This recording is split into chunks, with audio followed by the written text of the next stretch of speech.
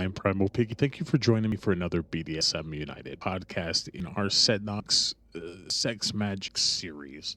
It's an intermediate series, and on our previous podcast, we talked about awakening Kundalini energy. We mentioned the we mentioned that it is something that you should be doing for a month, but in this podcast, we're going to actually talk about some of the visualization of actually doing the Kundalini awakening meditation.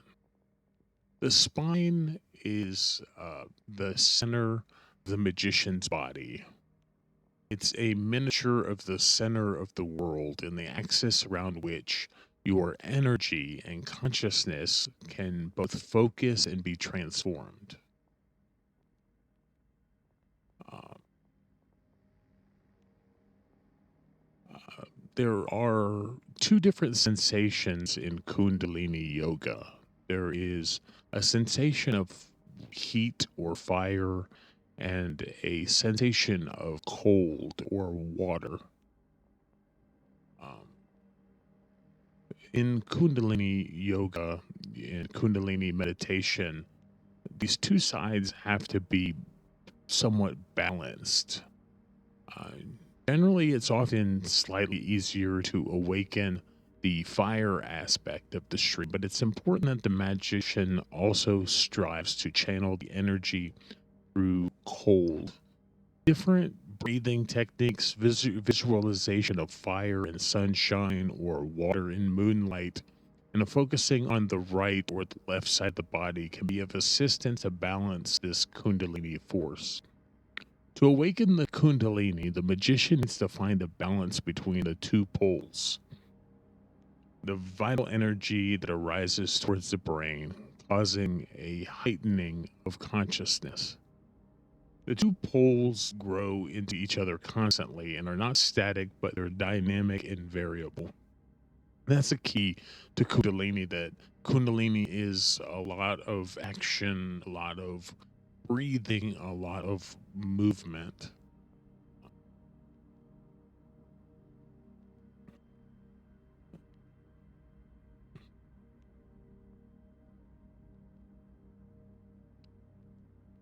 In Tantra, the different chakras are associated with certain symbols, and their activation is connected with levels of consciousness. Here, we're going to describe how the different chakras can be visualized and something about their symbolism. But I'm not going to give a detailed explanation of the chakras because we've done that in a previous podcast. In Kundalini meditation, the magician meditates on the chakra of the root chakra, and visualizes the red lotus blossoming. This releases a volcanic force which rises upward. The mantra um, for this chakra is Lam and is chanted. Next, the magician visualizes how the orange lotus blossom opens and blossoms, and your force flows through it upward. The mantra for this chakra, located slightly below the navel, is Vam, and it is chanted. So Lam, then Vam, as the force of energy flows upward. Next, the magician visualizes the fire of the lotus beams in red and allows the energy to arise up to the next level through the chakra located around the solar plexus. The mantra for this is Ram, and it is chanted.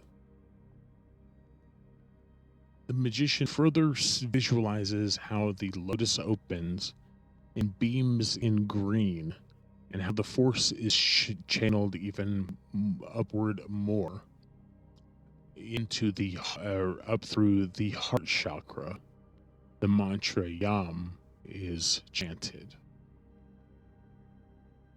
Next, during meditation, the magician visualizes the opening lotus and how it shines in a deep sapphire blue light through the chakra located at the throat and neck.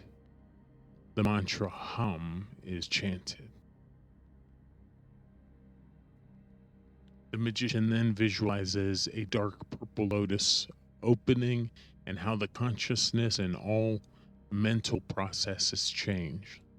The magician enters an eternal here and now in which time and space ceases and all limits are erased. Everything glows in a mystical light. At the chakra placed between the eyebrows. This is sometimes called the third eye. The mantra Om is chanted. At the top of the head, it's not really a chakra, but rather an opening, which is the end result of the awakenings of the other chakras. It's the center of the lotus. There is a crescent moon encircling a triangle. Here is where unity between the representations of Shiva and Shakti, energy and consciousness, take place. When kundalini force reaches this level, total bliss, or one with God, is described. Liberation and a melting together with the absolute is achieved. This is the goal of all magicians that deal with more of a right-hand path. But with a left-hand path magician, you can find a gate to states which are even higher and deeper. An advanced magician on the left-hand path would reach beyond God at this point. To some, there is a black chakra beyond this point. Additionally, there are also 3 secret chakras behind the third eye. There are also certain lesser chakras in the body that we didn't mention. 3 dark and possibly dangerous chakras can be explored by very skilled magicians. A detailed description of these additional chakras will be accessible at a different time. Oftentimes, they're reserved for people at higher levels of initiation.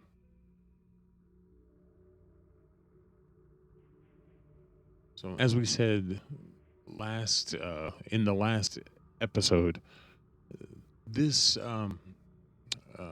process can also work with astral travel and astral projection.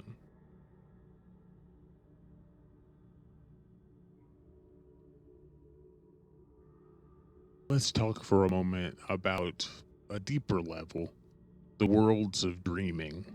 It's important to be able to control one's dreams, since this, in the long run, can present one with very valuable and interesting magical experiences.